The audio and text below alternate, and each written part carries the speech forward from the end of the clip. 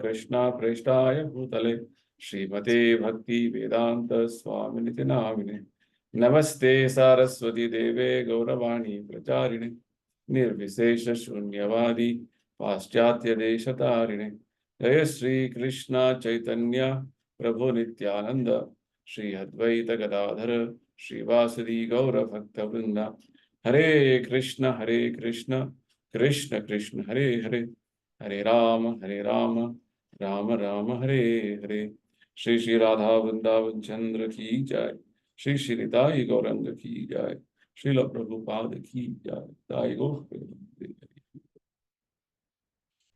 Okay, so let's continue our discussions from the Bhagavad Gita as it is, chapter 7, known as the knowledge of the absolute. So Krishna is giving us understanding about his opulences in this chapter so that we can develop asakti or attachment to him. That is the first instruction he gives in this chapter. Maya sakta manapartha yogam yunjan madashrayaha. Should develop asakti for me, attachment for me. So to have attachment on Krishna, we should know Krishna. So Krishna is revealing knowledge about himself in this chapter and next chapter, 9th chapter, 10th chapter, 11th chapter. 5 chapters he reveals knowledge about himself. So this first 7th chapter is like a beginning with regard to revelation of energies of Krishna. So Krishna is giving an understanding about his opulences in terms of his various energies. So this world around us is called material nature, which is made up of material energy, one of the energies of Krishna. And this material energy is composed of 8 basic aspects called earth, water, fire, air, ether, mind, intelligence, and ego. The permutation and combination of these various elements in different proportions is what makes up this whole material world. This material world also has one more energy of Krishna called the marginal energy, that is we, living entities. So Krishna mentions these 2 energies, material energy as inferior energy, apara prakriti, and we living entities as superior energy. So material energy and the living entities are both are energies. Energies are under the control of energetic.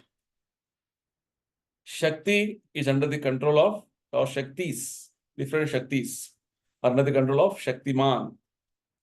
Right? Just like the heat and light are energies of sun. Likewise, Krishna has multifarious energies. Parasya Shaktir Vividhaiva Shruyate. And these energies are variously manifested in the material world and spiritual world. In spiritual world, predominantly, it is spiritual energy, internal energy of Krishna. We are called marginal energy because our tendency is to be either in Krishna's superior energy or under the influence of material energy. Actually, we are supposed to be in spiritual energy, but because we have rejected Krishna's seva, we have been put in the material energy. So Krishna explains how his energies are all pervading in this material world by various examples from verses 8 to 11. He gives 14 examples. He is the taste in water. He is the light in the sun and the moon. He is the sound in ether. He is the intelligence of all humans. He is the strength of all powerful people. He is the heat in the fire. He is the fragrance of earth. Like this, he gives many, many wonderful examples which are very much relevant to our understanding, and says how his energies are everywhere. And he confirms that there is nothing beyond his energies. There is nothing superior or equal to his energies, and he is everywhere, which means it is only Lord and his energies. What is this material world made up of? Nothing other than this. Anybody thinks something else is there, that is called Maya. Right? So like this, Krishna goes on to say, basically all these various manifestations you see in the material world as heat, light, water, etc. They're all the energies of Krishna, energy of Krishna known as material energy, with the headings of three modes of nature. So these three modes are what? Acting, influencing all of us. We discussed in length in the last session how Krishna's material energy is composed of three modes: Sattva Guna, Rajoguna, Tamoguna. These three modes are influencing our entire existence, our thinking, our understanding, our determination, our intelligence, everything. And they are bewildering us. These modes are bewildering us, and we are under a wrong impression that I am this body, right? And we are come under its influence and going on as that we are not subordinate to Krishna, but rather we are independent. So this is our situation right now. So Krishna says that coming out of this influence of the material energy is not easy. Only way is to surrender to Krishna. Right now we are completely entangled in these three modes of nature. So this is the explanation Krishna has given so far. Now let's go to the next verse, verse number 15 of this chapter 7. So the important point Krishna makes is we are under the influence of material nature. As Prabhupada says, we are under the spell of material energy. Just like a magician puts you under some influence of magic and you forget about your real identity. Like that, Maya has put us under a spell of forgetfulness of Krishna. Right? The supreme magician, Krishna, is using his Maya energy to make us forget about him. And the only way to come out of this magic spell, is called delusion, is to surrender to Krishna. If surrender to Krishna is the solution, the question will be, why do great personalities like scientists, philosophers, politicians, educationists, great brains, they don't surrender to Krishna? Why don't they surrender to Krishna? The answer to this question is given in verse number 15. Very important verse. Prabhupada quotes some of these verses from chapter 7 quite often in his teachings. So we have to be very familiar with these verses in 7th chapter especially, because many of these verses are repeatedly quoted by Prabhupada to make a specific point every now and then, because the 7th chapter is having so many wonderful verses like that. So this is one of the wonderful verses. Namam dushkutino mudha. I'm reading 15th verse of 7th chapter. Namam dushkutino mudha prapadyante naradhama mayaya apahrita jnana asuram bhavam ashritaha. So Krishna says there are 4 kinds of dushkritinaha. They are called miscreants. Just like you say, terrorists, right? Terrorists are who don't follow the established laws of the humanity or country, and they are very busy with their own way of doing their own way of working, and they have their own laws. Taliban, they have their own laws. They don't mind anybody, they don't have any other law. They don't want to follow anything else. So like that. Dushkritina basically means, Krishna Prabhupada translates them as miscreants. There are 4 kinds. Mudha, that is foolish, grossly foolish. Naradhama, lowest among mankind. Maya aparata jnana, knowledge has been stolen by illusion. And asuram bhava mashrita, who partake of the atheistic nature of demons. Krishna says these are four kinds of people who don't surrender to me. Right? So why they don't surrender to Krishna? Krishna is explaining here. And there are four kinds of people who don't surrender to me. And these four kinds practically includes everybody. Presently, even in the present context, you can classify why people don't surrender to Krishna. Prabhupada explains that the verse 14, verse previous to this, Krishna very clearly said, Mamevaye prapadyante maya metam tarandite. If you simply surrender to Krishna, then what happens? Very much you can be out of the influence of Maya. But what is happening? Krishna is telling that people don't surrender to him. So the reason for not surrendering is, Prabhupada explains, Krishna is very frankly telling the reason. What is the reason? Because these people, these so-called scientists, philosophers, businessmen, administrators, politicians, they don't surrender to Supreme Lord, all-powerful personality of Godhead. This is the reason. They do everything else, but they don't surrender to Krishna. Right? We discussed about surrender to Krishna in the previous session also. Surrender in a simple language means to follow what Krishna wants us to do. Right? So why they don't surrender to Krishna? Because, Prabhupada explains, they pose themselves for material gain. And they have their own plans in their life.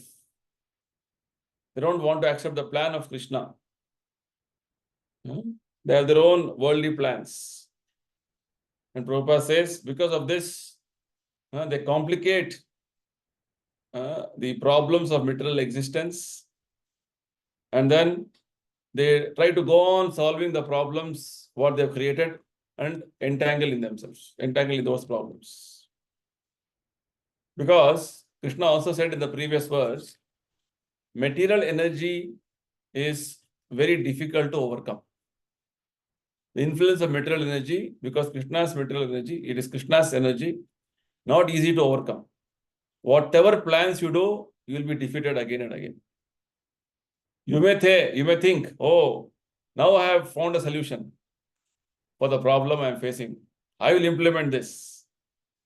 Just like in the recent elections, BJP thought we'll get a lot of goodwill and we'll be winning the election without any problem.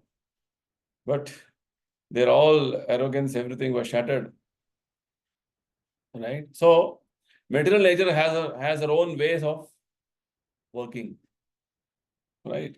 So not that whatever way you think, things will happen. That's the point Prabhupada is telling us here. Material energy is very powerful. It can resist the unauthorized plans of atheist plan makers and baffle the knowledge of planning commission. Very nice words Prabhupada uses. Actually, this is a very long purport in this verse. One of the very wonderful purports, and very carefully you have to go through this purport. It gives a wonderful insight into what's going on in the material world right now. Generally, we are very proud of the different type of advancements and different type of developments we are having around us. Prabhupada is making it, naked picture of what's going on in the world. As Prabhupada begins in the purport, the Gita answers this question very frankly. No compromise on giving the right answer. Why people don't surrender to Krishna? Because these atheistic plan makers have their own independent plans other than Krishna. They don't accept the supremacy of Krishna. And they're only seeing how I can exploit the material world. Right? So Prabhupada says these atheistic plan makers are described as miscreant, dushkritinaha. Dushkritinaha, Prabhupada explains. Kriti means some merit. He is having some qualification he has. But his qualification is misused, improperly utilized. How it is misused? It is misused to oppose the plans of the Supreme Lord. Right? So, whenever you oppose the Supreme Lord's plans, material nature acts like a police. She will come very forcefully. And she will try to see that you are taught a lesson. So, whatever, efforts and whatever, type of inventions you do, just to spoil the plans of Krishna, you'll be again defeated. That's what is going on right now. So that's why they are called Dushkritina. Means they have merit, they have intelligence, they have good brains, but their intelligence and good brain is being misused. So that is the problem. That's why they are called Dushkritina. So basically, Prabhupada is trying to tell us, unless you align with Krishna's plans, any big arrangements you want to make in the material world is going to be finally defeated. Prabhupada gives an example of in the history, we have great demons like Hiranyakashipu, Ravana, who all had big plans to be, to have a in a world without Krishna, without Lord. Right? They were all atheists, big level atheists. They wanted to have a kingdom without God. Right? So that is not possible. So any plans of these miscreants to have a very comfortable, happy life is going to be defeated at the end. Why? Because they don't recognize Krishna, they don't surrender to Krishna. That is the problem. Okay. So now Prabhupada explains what is the reason. What is it? These different classes of people, this Dushkritina, they are categorized as 4 different divisions. Why they don't surrender, and what is it going on in their minds? So Prabhupada gets into the details. The first type of Dushkritina, miscreant, is called Mudha. Mudha means grossly foolish. What is the meaning of grossly foolish? Grossly foolish. Prabhupada is telling, is giving the comparison with the animal called ass, donkey. It is called the beast of burden. Why this Mudha, this word is used by Krishna in Bhagavad Gita, is that they are foolish workers who want to enjoy the fruits of their work, fruits of their labor. Oh, I have worked in a company, I have worked in this office, I have done a business for so many years. All the profits, what I have earned, I and my family should enjoy. Right? And they don't want to give it to Krishna at all. No recognition of Krishna. So, this is exactly the mentality of an ass. Whole day and night, this ass is made to work so hard by the washerman. And it is carrying loads and tons of laundry. And for what? For just a morsel of grass. And this grass is available freely anywhere. But the ass thinks, only when I work hard, I'll get the grass, and from that I can be happy. Then Prabhupada says further,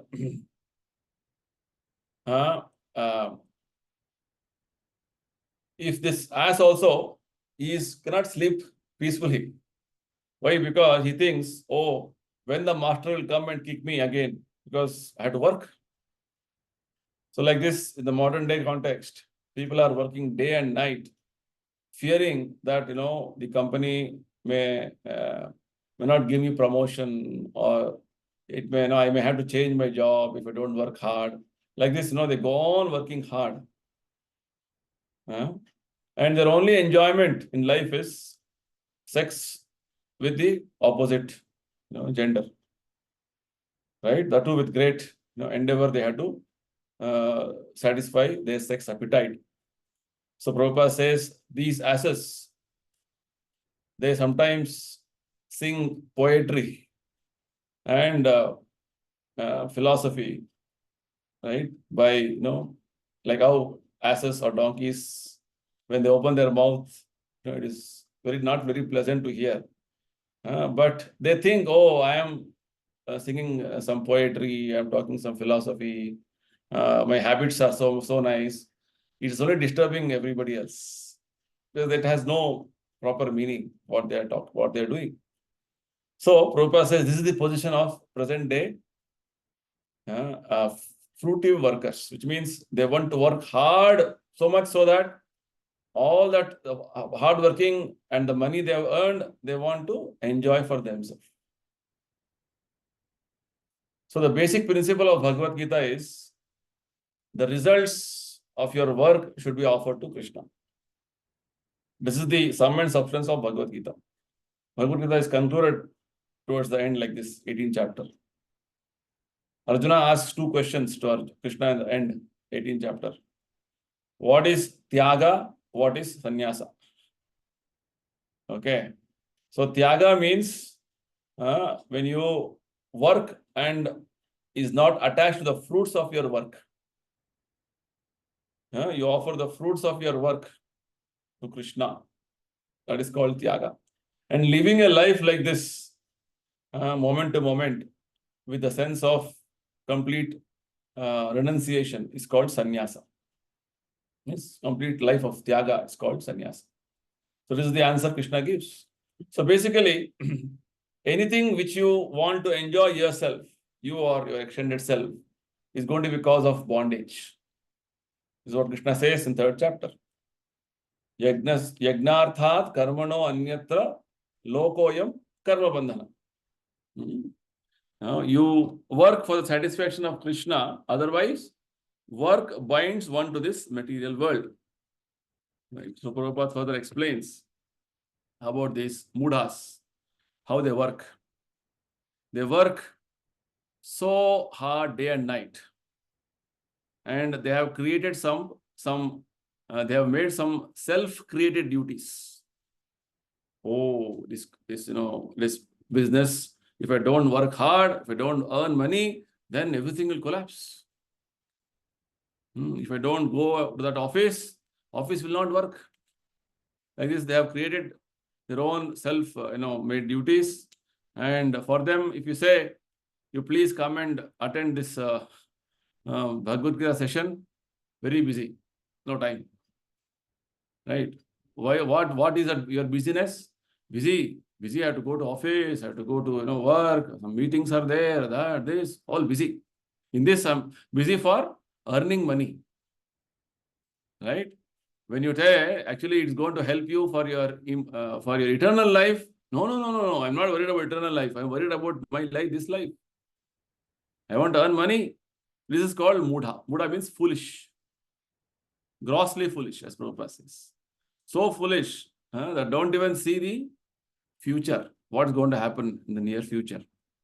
So, for these mudhas, or grossly foolish people, for them, this life of few years, living a life, comfortable life of few years is what is everything. But Prabhupada says, these people don't realize working so hard for what? You are not enjoying. Prabhupada says, People are working so hard, at least most of us know how in cities, people hardly have time even for breakfast. Prabhupada, makes a joke. In the Western countries, I have seen how people don't even have a proper bread toasted or roasted. They just take a plain bread, and just munch 2-3 pieces and just walk off for the office. No proper breakfast also, and no taking food on time. And because of which they have developed ulcers in their digestive system. So like this, one after other, they have complicated their life, health so badly. But they think, oh no, you have to work hard, work hard, work hard. This is their purpose in life, right? And many times they'll have sleepless days and nights, and they have their targets fixed, goals fixed, right? And Prabhupada says practically they don't eat at all, simply absorbed in working day and night for what? For illusory master. And getting, because once you are given a promotion, say promotion of increment, and you are given an increment of salary, you are taken work, the amount of work which the company takes from you is 10 times more than what you're working earlier. At least earlier you're getting some salary with some time for you and your family. Once you're given promotion, you'll not have time for yourself and your family, because your whole time is going to be dedicated for company. You got to get married with the company more strongly. This is the way. Because they want that you have to be squeezed out.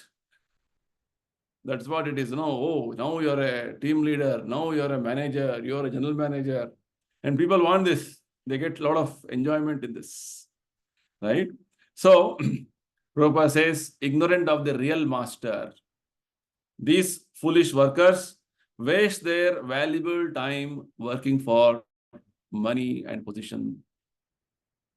That's what is happening now. The whole world is running like this. Oh, this company, I didn't get a good position, I'll switch over. There, I'm being offered nice salary. And as much salary they give you, that much work also they'll squeeze out from you. Right? So, where is time for your personal spiritual life? Many times we have seen people who are at least they're chanting few rounds. When they get promoted, they'll not even have time to chant their rounds. Or they used to come at least Sunday for Bhagavatam class in temple. After they have got promoted, they are busy on Sundays also. So like this, they become busy in every aspect. No time for their family, no time for their personal spiritual life. Like this. Because of this, their life goes on without any proper spiritual cultivation. So, these people are called mudhas because they are working for something they don't know for what they are working. They are working for some illusory master. And for getting some gains which they don't enjoy, they think, Prabhupada says in one context, they are earning so much money. You ask them, why so much money? No, my future generations, 10 generations from now, they did not work. You will not be there to even see them. But you are so anxious to, keep reserve money for all of them. They'll not even remember you. And who knows, after your death, the money will go to them. Money will go to somebody else. Right? This is their foolishness. That's why they're called grossly foolish. They don't know what they're working for. Running, day and night. They are working so hard, earning money, a lot of money. We have seen many times Swiss bank accounts, so many millions of billions of dollars unclaimed, all dead and gone. Their family also doesn't know they have kept so much money. They have died. Right? So like this, we have seen even in LIC or some banks and all, people have kept money, but no nomination, nothing. They have died. Whole life they have worked hard to just keep the money in the bank. And their satisfaction is, oh, I have earned so much of money. Every day, bank account is showing, oh, this much money and I got this much interest. That is the satisfaction. So they are called Kripana. Kripana means, Prabhupada says, you go on seeing how much money you have, don't use the money. Get satisfaction of, oh, I have so much money. It is called grossly foolish. Am I talking some sense? No? Or no? Because this is what people are mostly in the present day context. People think, oh, I am doing everything very nice, everything good. But no. Right? So Prabhupada says, one example he gives about the pig. He says the swine who eat the soil do not care to accept sweet meats made of sugar and ghee. Like these foolish workers, so nice spiritual life is there. They have to practice that. They don't understand. They don't realize. They're busy with that stool. Right? So like this, these foolish workers are compared to ass and pigs. This is what Lord Rishabdev in the Bhagavatam says. Nunam pramatta kurute vikarma yadindriya pritya aprunoti na sadhu manye yata atmanoyam. Nunam pramatta kurute vikarma means they become mad after indriya tripti means sense gratification. They are working hard like asses and pigs. Pigs, are very hard, working day and night to search very stool. Right? So these foolish workers are untiringly continue to work very hard, and they're only busy to hear from people how to earn more money. Nowadays, at least, I am seeing in the YouTube or some other social channels you go, there'll be constantly advertisement. Array, that person made 1 crore in a year. Do you think it is difficult for you? You also can become a crorepati. Right? Easy way to become, earn money. I will give you tips. With 10 rupees, you can get 1 crore. Oh, hearing this only is so pleasing. Right? Immediately, okay, what is that? Let me know. People just want to get easy money in quick time. Right? If you tell quickly you will become spiritually rich. No, what is richness spiritually? What I'll get? This is their foolishness. So they're only interested in flickering mundane things. Right? That is why they're called grossly foolish. So nice analysis. Actually, I suggest all of you to read this portion of Bhagavad Gita carefully, this particular verse, Bhagavad Gita verse, with the purport very nicely, because it's very important understanding for us. Okay. So next, Prabhupada says about Naradhama, because we were also fitting to one of these classes actually. And we have traces of these tendencies even now. Very important. So we have to come out of these inclinations of being grossly foolish and other tendencies which we are going to describe now. Second is called another class of Dushritina or miscreant. Miscreant means one who doesn't want to surrender to Krishna. Naradhama. You would have heard of Narottama. Narottama means, Nara means human. Uttama means the best of the humans. Whereas Krishna is telling Nara Adhama, the lowest of the humans, lowest of the mankind. Right? So, out of 84 lakh species of different entities, living entities, different species of living entities, there are 4 lakhs human beings, 4 lakh species of human beings spread all across the universe. So, out of these, again, there are gradations. Chaitanya Mahaprabhu explains. There are many uncivilized people living in jungles as aborigines, and few are civilized. Civilized means they are trying to follow the rules, regulations of the standard ways mentioned in the scriptures. Prabhupada says the civilized life means they have a very regulated life of a social, political, and religious life. And presently what we see, Prabhupada explains, there are people who have very organized their society socially, politically, but with regard to religion, they say, no, religion is not good. We are secular. Right? Secular government. Communist Party of India. Right? They say religion is like, very bad. As Russian government used to say earlier, religion is the opium. It's going to simply misguide society because they have some bad experience of religious institutions being, which were all which used the common public as the tools for exploitation. So they are taking the same, they're extending the same understanding to religion being very bad. So basically, this aspect of Naradhama, Krishna is trying to tell us that you have got a human form of life, and human form of life is meant to understand God, understand your relationship with God, and this is what is called religion. And you don't utilize your human form of life for this purpose, then you are an animal, which means you only have a human form, but you are having animal mentality.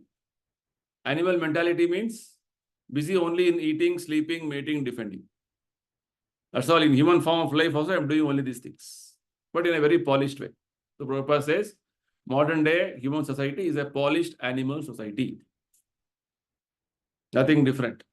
Animals also do this, and you also do it in a very, very polished way. So, actually, the human form of life is meant, as Prabhupada says, to revive the lost consciousness of his eternal relation with Krishna. Right? When you don't do this, you are called in Naradhama. The human form of life is meant for this. To again come back to our spiritual understanding that I am eternal servant of Krishna. So the whole Vedic culture is meant to guide each and every one of the members in human society to this particular goal.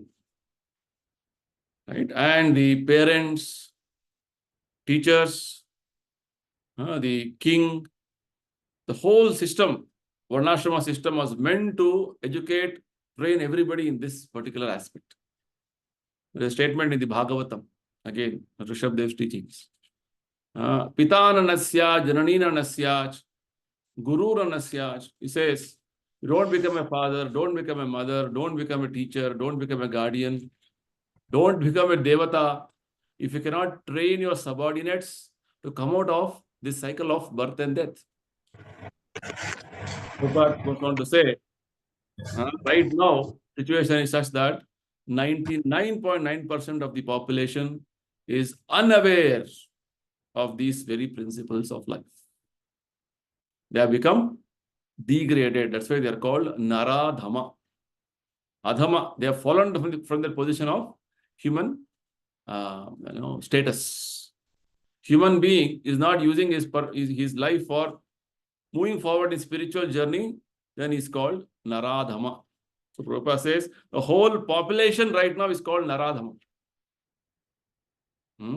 They may have high education, high, sort of a advanced science technology, right? But all of them is of no use when you don't have understanding about yourself, who you are, what you are. So according to Gita's standard, what did we hear in 5th chapter? If you're really a learned person, Pandita, Vidya Vinaya Sampanne, Brahmane Gavi Hastini, Shuni Chaiva Shvapakecha, Pandita Samadarshina. A Pandita, a learned person, means he is having a spiritual vision. Right? He sees everybody as spirit, soul, every living entity, not as external body. Right? So, if you have not developed this vision, then whatever you're learning is of no use. You're saying only body, discrimination, my party, your party, coalition government, all this happens. Right? So, it is a problem. Always discrimination on the body, partyism, all this happens. Right? So, basically, if you see, what is the purpose of life, what we have to move forward, how do you have to move forward, and all these problems will not be there. So the present day situation, Prabhupada says, is only Naradhama population. And Krishna is condemning this type of a life when the human being is degraded to this level of life. So what is the hope? Hope is if the Naradhamas are somehow blessed by pure devotees like Prabhupada, only then they can be delivered. So Prabhupada gives the example of how 500 years ago, there were Naradhamas. Naradhama means they are humans, but they're not following any human principles of religiosity. They are committing all sinful acts. Meat eating, gambling, intoxication, prostitution. This is what everybody is doing right now. There were two great Naradhamas called Jagai Madhai 500 years ago, Chaitanya Mahaprabhu's time. They were delivered by Nityananda Prabhu. They got mercy and they became great devotees. So Prabhupada says, Chaitanya Mahaprabhu is blessing all of us. In fact, Prabhupada is blessing all of us. If you can simply take shelter of pure devotee like Prabhupada and hear from him and follow his instructions, you will be saved. Right? Actually, if you analyze even in our life, we are not having any understanding. By reading Prabhupada's books, coming in association with devotees of disciples of Prabhupada, we are all able to understand something about our spiritual life. Right? But unfortunately, many times we see when you go and when you approach people, you're not interested. No, I don't want to. I'm very happy with what I'm doing. Unfortunately, they want to continue to remain as Naradhamas. So Mudha means grossly foolish, very busy to work hard day and night to earn money and enjoy the comforts with themselves and with their extended family. Don't know the higher purpose of life. Completely, ignorant of spiritual understanding. Naradhama means they don't know. They are also very nicely placed in society, very educated from material point of view. But the religious aspect of life, the spiritual aspect of life is missing. Right? They're very busy doing that, this and all. Such a life without spirituality is of no use. They are considered as lowest of the mankind. Krishna is condemning such people. And third type of people is called Maya Apahrita Jnana. We see many great philosophers, poets, scientists, right? Great thinkers, right? But the illusory energy has misguided them so much that they don't even recognize Krishna's authority. Rather, they start disobeying Krishna. Here, Prabhupada mentions about many people in these conversations. Great poets, they all are great in material sense, but there is no mention of Krishna in their literatures. Right? So, they don't have understanding about Krishna. Means their knowledge has been taken away. Real knowledge has been taken away by influence of Maya. Right? So sometimes even we see that great scholars who are very much well-versed in Bhagavad Gita. Right? But they preach Bhagavad Gita as though Krishna is not there. Right? Krishna's words, but they don't recognize Krishna's authority. Krishna is like you and me, historical personality, that's all. There was some person by name Krishna. He also had some human weaknesses like us. Like this, they start preaching. So this is their level of understanding. Whereas Bhagavad Gita is clearly telling Krishna is supreme personality of Godhead. Matta parataram nanyat kinchidasi dhananjaya. Right? In this chapter, verse number 7, we have seen Krishna says there is nobody equal to me or nobody superior to me. Right? And he is the father of all living entities, including Brahma, Krishna says. Right? And he is the Paramatma in all of us. So many things Krishna explains in Bhagavad Gita. And Krishna is finally telling Sarva Dharman Parityajya. Everybody should surrender to me. But these Maya Aparata Jnanis, they are not, their knowledge is so much covered. Krishna explains why it is covered later on in this chapter. Basically, their real knowledge is covered by the curtain of Maya. And they bewildered. They don't understand what is the actual purpose of their existence. So, this is the problem. They interpret Vedas, Gita, Bhagavata in their own way. They don't follow the parampara system or the disciplic succession understanding. And they go on commenting about Gita, Bhagavatam in their own way, misleading the people. That is the point. They are called Maya Aparata Jnana. Now, Prabhupada quotes, there are many, many great scholars in the present day context which don't recognize Krishna's authority, but they want to comment on Krishna's words. Such commentaries we should carefully avoid. Because they don't want to, if they read their commentaries, you will never surrender to Krishna. Right? That is the problem. This is the third type of people. They speak about spirituality, about big things about Gita, but finally the conclusion is what? God or Krishna is impersonal or God is ordinary person. This is not the conclusion. Right? So, Mudha, Naradhama, Maya Aparta Jnana, and the fourth one is this Asuram Bhava Mashrita.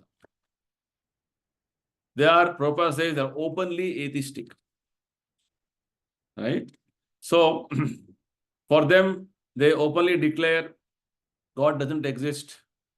Even if he exists, he comes in a human form, right? Or he doesn't come only. Or we can't understand where is God, how is God, just like Hiranyakashipu. How he is denying God, right? He is not there, I can't see, I am God, like this.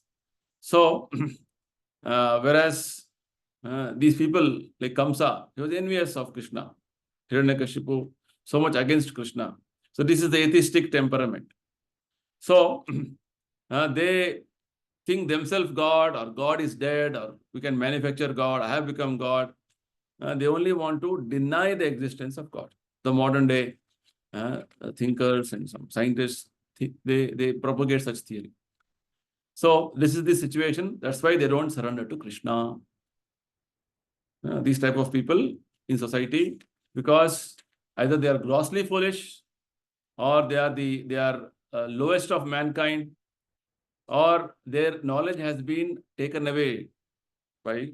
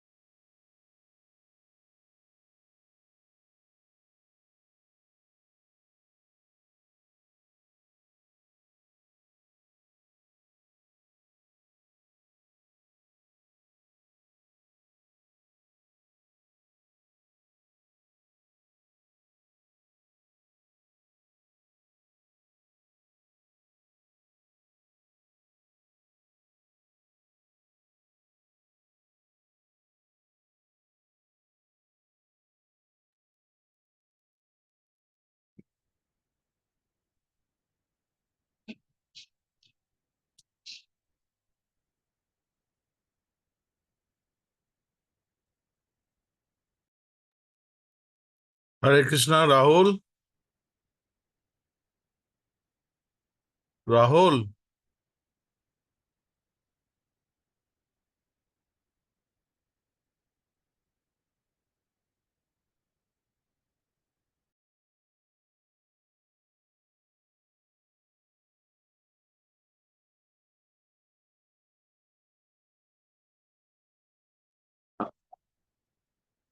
There was some network issue, sorry. Am I audible? Am I audible? Yes, Prabhu. Yes, Prabhu. Yes, there was some network issue, so. Okay, so let's continue with the next verse. After this, I'll close. The next verse is Krishna is telling about the four kinds of people who surrender to him. So in the previous verse, verse number 15, Krishna mentioned about four types of people who don't surrender to him. Now in this verse, 16th verse, Krishna is telling there are four kinds of people who surrender to him. Chaturvidha bhajante mam jana sukritro arjuna arto jignasur artharthi jnani cha bharatarshava. Right? So here you can see the word used here is sukritinaha. In the previous verse, Krishna used the word Dushkritinaha. Dushkriti means miscreant. Sukritinaha means who is very pious. Prabhupada explains. Chaturvida bhajante mam jana sukritino Arjuna. They are good credit. Dushkriti means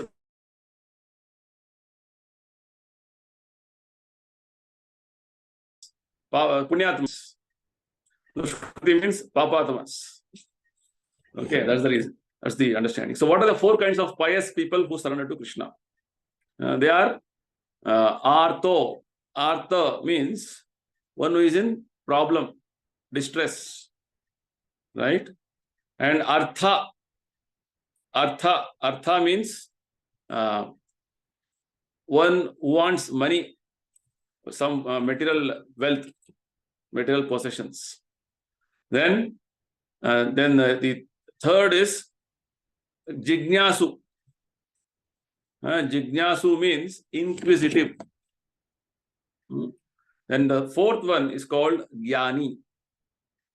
Jnani means one who is searching for knowledge.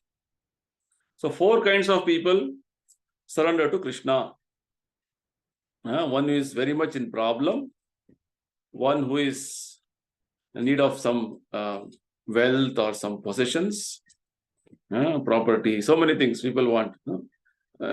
Problem like health problem, wealth problem, husband problem, wife problem, so many problems we'll have. Like, I don't have child, I want a child, so go to temple, pray to God. There is many problems people have, they will go to God. Natural inclination is what? When you have problem, God will hear our problem and he'll solve our problem. That's what people think. So like this, so it is not, Krishna says they are better than these miscreants. At least they're approaching God for solving their problem.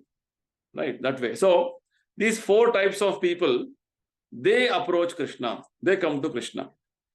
So Krishna is giving a gradation of people who gradually, are better and better and better. Artha is, one level beginning, so at least he is doing some devotion. Prabhupada gives example of how when there was a World War II, many German women, mothers, wives, sisters, they all went to church and they are praying to Jesus, please save our men.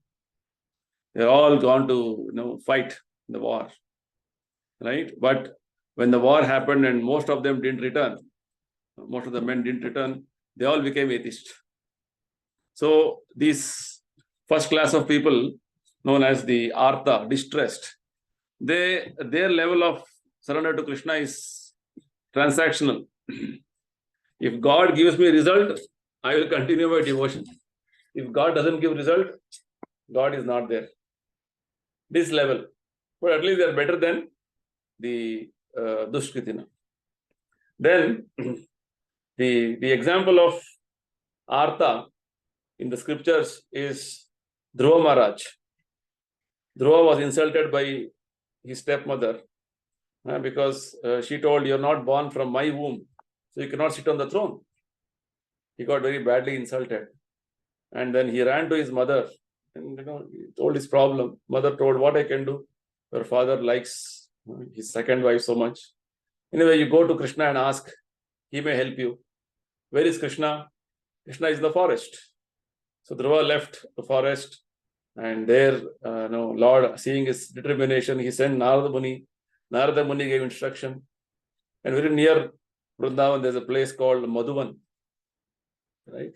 One of the vanas of the Braj. So there, Dhruva Maharaj performed severe austerities for 6 months, and he could, realize Krishna, and Krishna came and blessed him.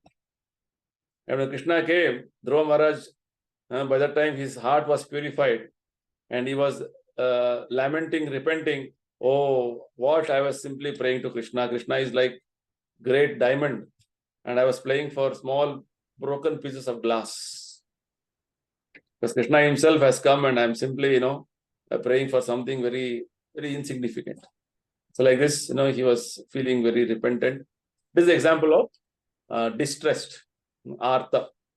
Sorry, Artha. Not sorry. Artha. Sorry, Artha. Artha example is Gajendra. Gajendra was one of the kings in the previous life. He was cursed to become an elephant, and next life, in the elephant life, somehow he remembered the prayers he had offered in his human form of life. So when crocodile attacked him, when he went to take bath in the river, that time he prayed to Krishna. Krishna came and saved him. So the example of distressed Artha is Gajendra. Okay. Then Artha is Dhruva Maharaj. And third aspect, Jigyasu, we see example of the sages of Naimisharanya, who are all very inquisitive. Inquisitiveness means I want to know what is this world, who is God, who am I, what is this world around me. Like this, these are all important aspects, and this also leads you to one level of progressing towards surrendering to Krishna. Otherwise, if you are not inquisitive towards Krishna, Brahma Jigyasa is not there, then you'll only be having material Jigyasa. Where to eat, where to sleep. This Jigyasa is even animals have. This is the example of the sages of Naimisharanya, Jigyasa. And the aspect of Jnanis. We have example of Kumaras in Bhagavatam. For all earlier, they were all impersonalists. Later on, they became great devotees. Once they realized Krishna's existence, Vaikuntha's atmosphere, nice pastimes are there in Bhagavatam. So like this, these four grades of devotees Krishna explains, but all of them Krishna says all are good, but there are gradations which Krishna explains in the next two verses, 17 and 18, which we'll see in the next discussion. So basically, all of them have come to Krishna at least. That way, they're all good. But gradually, if you see some gradations, the Jnanis are best because they are not come with any motive of, I have some problem, I want some money, or I'm inquisitive. They already have some understanding of the absolute truth. They want to basically perform pure devotion to Krishna. That is the Jnanis level, so which Krishna explains in the next two verses. So basically, Krishna has explained in verse 15 about people who don't surrender to him, and verse 16, people who surrender to him. Right? And surrender to him will relieve you from the influence of material nature. Otherwise, material nature will be imposing strict laws of her, stringent laws of her, many rules, regulations on us. That is the sum and substance of these discussions. Okay, so I'll conclude here. If anybody has anything to ask and discuss, we can take a few questions. Hare Krishna. Hare Krishna. Yeah, please. Any question? Any comment? These verses are very important verses. I again repeat that you read them nicely, because this is quoted quite often by Prabhupada in his books, his teachings. He keeps quoting these verses again and again. All these verses in chapter. Yes, Hare Krishna, Mother. This third category, Maya Aprit Jnana, why this has been kept separately? Because everyone is Maya Aprit Jnana, even Naradhama. Why they are kept separately? Why they kept separately Maya Aprit Jnana? Because Jnana of everyone has been this Aprit by Maya. Then why is a separate group of Maya Aprit Jnana? Okay, good question. So basically, see, you will see in different portions of Bhagavad Gita, Prabhupada explaining this. There are people who study Bhagavad Gita, okay, but they don't want to follow Bhagavad Gita's principles. Or they study Bhagavad Gita, try to follow Bhagavad Gita principles, but don't accept Krishna as supreme authority. Like this, there are different, types of people, basically.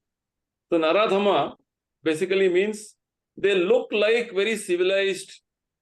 It's like, even in the modern day, up-to-date society, if you see right now, there are people who say, oh, I am going to temples, I am very spiritual, I am very religious, I follow all the festivals, right? But the basic understanding of why am I following all of these things? Naradhama basically means you are not endeavoring for the real purpose of what this human life is meant for.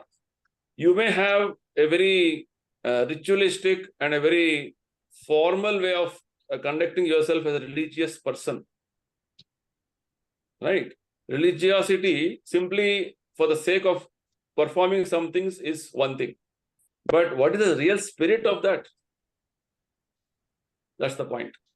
Yes. So there's a fine difference here. With Naradhama, they may try to show off some religious principles. But the spirit of why they are following, as Prabhupada says, the whole purpose of human life is to revive our consciousness of our eternal relation with Krishna. That is not being worked out with. Whereas with Maya Aparita Jnana, they are so, they feel so proud about their education or being very scholarly. They outrightly, they think they're more than God. Right? They are too proud about their education, their academic, achievements. Right? So they outrightly speak, so much against God. The Naradhamas may not speak that much, but they're not endeavoring for the ultimate perfection of life. That is to revive our relation with God. They're just going on in a ritualistic manner. The grossly foolish people don't even want to bother about religion. For them at all, it is once in a while, okay, some puja has come, some rituals have to do. Naradhamas may have some sense of performing it as only a formality. Whereas Maya Aparita Jnanis, yes, everybody is not scholarly, right? They're all at different levels of their educational understanding and their advancement in terms of, because these Maya Aparita Jnanis are mostly considered as some sort of leaders in society. Oh, this scientist has told, this poet has spoken like this. Oh, they're all like celebrities in society, right? They're all like celebrities. So whatever they say is like, people, oh, that person said, a great man, he said this. The people take it with great, lot of seriousness. Right. So these people who don't know like Prabhupada often quotes the example of that one Professor Kotowski in Russia. Prabhupada often says, this professor doesn't even know there is life after death. He says there is life after life with once somebody dies, everything is over. So wrong understanding of Vedic. And he is the professor of Vedic studies in Russia, which means his real knowledge is taken away. Right. So you can say the elements of not surrendering to Krishna is a common factor in all these classes. Yes, there will be some overlaps of some qualities in each of these, but Krishna is specifically mentioning some aspects, some classification is given to just to make us clear that this is the various grades of people or different sections of society who don't want to surrender to Krishna. Just because he is a scientist or he's a poet or a great thinker or a philosopher doesn't mean whatever he knows is all correct, right? Right. Sometimes, this great doctor has told, that is Vedavakya. No. Whatever he speaks may not be authentic or not Vedic. You have to speak from the Vedic literatures. What Krishna speaks only you should speak, because there are examples of there are many examples in society, human society, of all these great celebrities in terms of materialistic point of view. not accepting Krishna. For them, no, they think themselves as very great people. People should follow them. What they speak is what is the truth according to them. Which means their real knowledge has been taken away. Their actual knowledge of who they are with regard to their spiritual existence, spiritual identity is stolen away. Firstly, Prabhupada always says, the perfection of all your knowledge, all your achievements in science, technology, your medicine, etc., etc. Finally, you have to discover Krishna, research about Krishna. Krishna is Supreme Lord. You come to that point of perfection, then your knowledge is perfect. Otherwise, it will only remain as Maya energy, Maya knowledge, avidya. That's the point. So there's a fine difference here with regard to Naradhama. I mean, you may show up yourself as a very up-to-date, civilized person in society, but your even in terms of religiosity, you may try to follow as a formality, but you are not endeavoring for the actual purpose or the spirit of religiosity. That is one thing. Whereas with regard to Maya Pratigyanis, they are too puffed up. They are too proud about their achievements, academic achievements. And they think they are become very great people. Right? Or as Prabhupada says, scientists think they have become God. They want to deny God and want they become God. So like this, there are different categories of people who are all considered in society as like Buddhas means basically the karmi workers. Day and night they are working. Mostly the society is filled with such people. People go travel, different parts of the world, working day and night, hardly caring for their health, their food, even family they are away from. What for? Earning money, forgetting the purpose of life. That is one category. Second category, yes, very civilized in society, all maintaining the status, social status, but the real purpose, spirit of devotion is not being practiced. And third category, one more elite category of, say, academicians. Maya Pratyajnani means basically academicians. They think themselves to be very great in terms of what they know. If you start arguing with them or rather discussing with them, they will not agree. They think what they know is the correct thing. They want to defeat or argue and want to put forward all logic and argument to defeat your statements. Because they think what they have understood by their knowledge, their research and their thinking is the best. Right? That's the point. So Prabhupada is trying to categorize people, and there are people who are grossly very atheistic. They don't even accept Krishna, whatever category they may be. That's how it is. These all fine differences are there. Right? There may be some overlap of some aspects of the qualities, but nevertheless, Krishna is categorizing them. It has some reason. Yes. Okay, Mataji. Yes. Thank you. Thank you. Hare Krishna. Thank you. Hare Bo. So let's close now. Yes. Okay. Hare Bo. Hare Krishna. Thank you, Hare- Prabhuji. Hare Krishna. Thank you.